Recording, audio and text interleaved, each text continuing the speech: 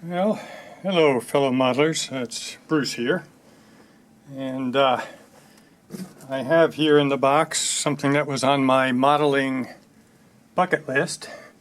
That's not to be confused with my real life bucket list that includes things like spending a couple weeks in Alaska exploring its wonders or a pub crawl through Scotland, but this has been something that I've been trying to add to my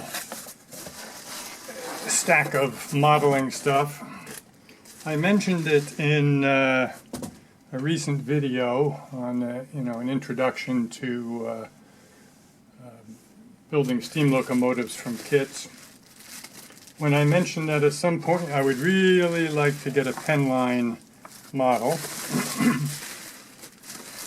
I've been looking for one for quite some time. They do not appear on eBay with the frequency of some other kit manufacturers because they're quite a bit older and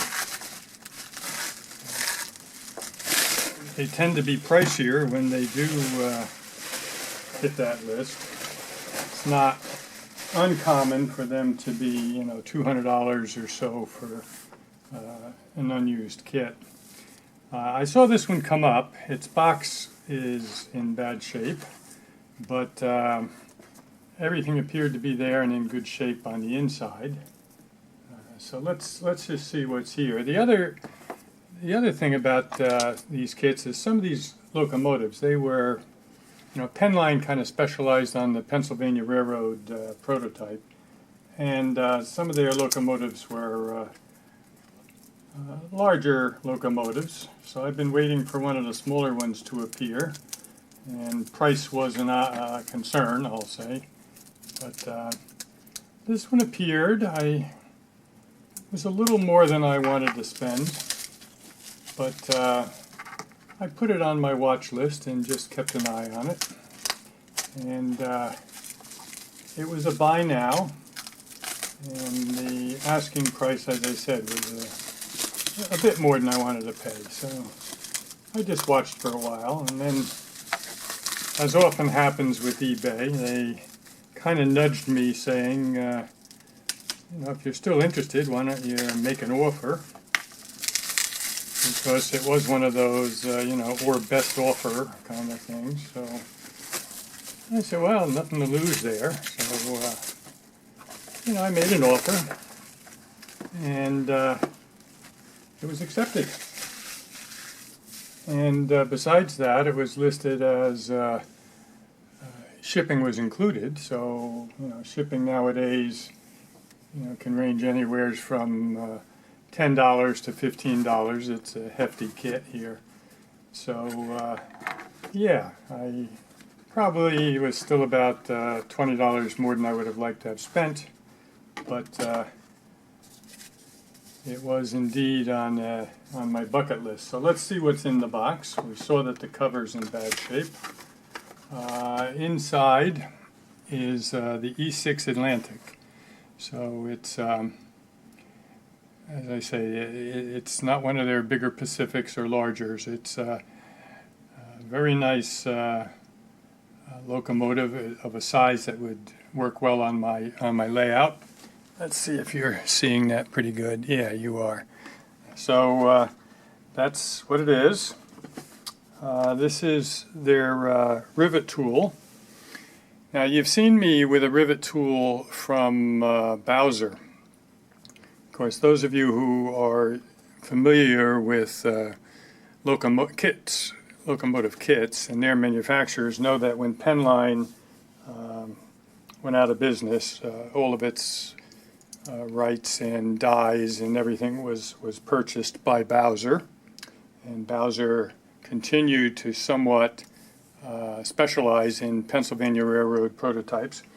And so here you can see that Penn Line was including a rivet tool for flaring the valve rivets before probably Bowser was, so that's included.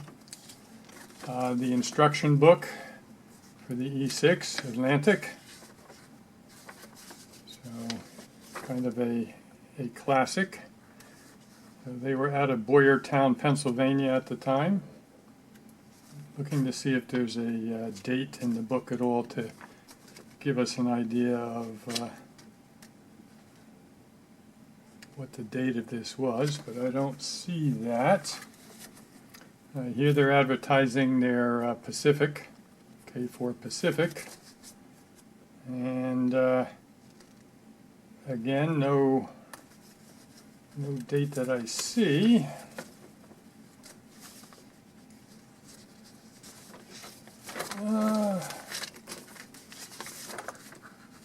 There's an ad for their Mikado, all bigger locomotives, and their T1444. And you can, those of you who are familiar with Bowser know that these were later offered by Bowser.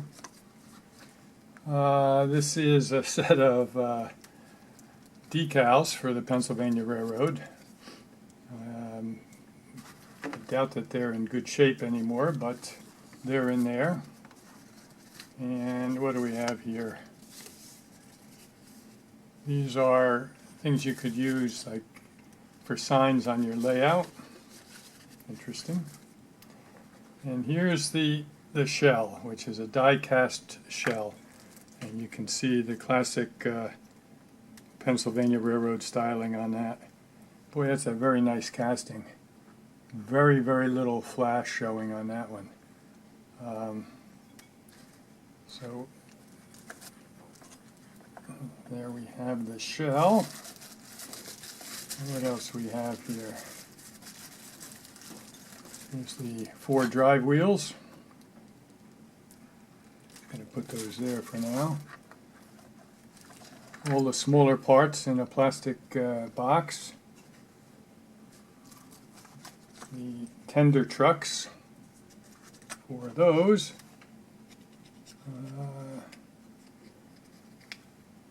Here we have the cow catcher for the front. We have the leading trucks, the 4-wheel leading trucks. We have the metal cylinder casting. We have the locomotive's frame. Boy, these are just gorgeous castings with very, very little flash. Here's the frame for the tender itself.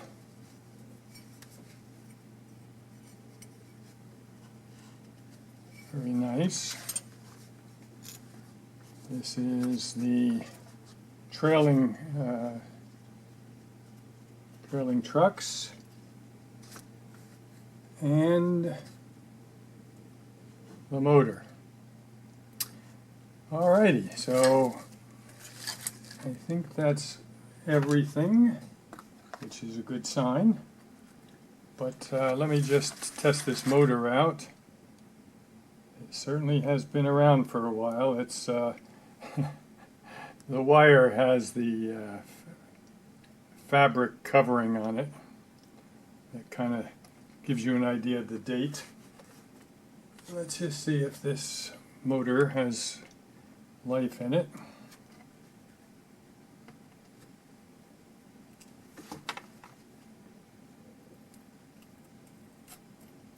Whoops. Yes, it does. I'll give it a good cleaning, but it is alive. Little open frame motor. Looks like a 5-pole. Let's just check how strong the magnet is here. Pretty good. So all that looks good. So yeah, one off of the bucket list here on the model railroading side of things. Just put these wheels back in here.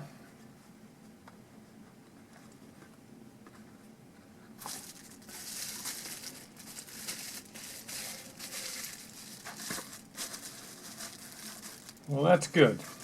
And at some point, if you follow along with my builds, you will see me build the this beauty. Certainly not going to be first on my list, but it'll be on my list.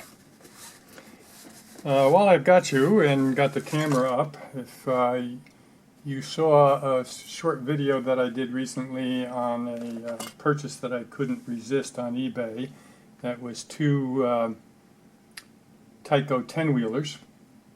You'll remember that when I went through everything that was in the box, there was one motor missing, and I did contact the seller, and he was very apologetic and immediately sent me the motor that had been, I guess, off on the side of the bench when he packed everything up, and he sent that to me.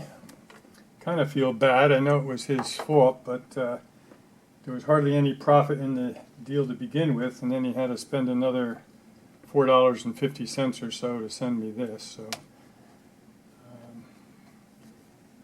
I was sorry that that had to happen. Let's just see if this replacement motor is good.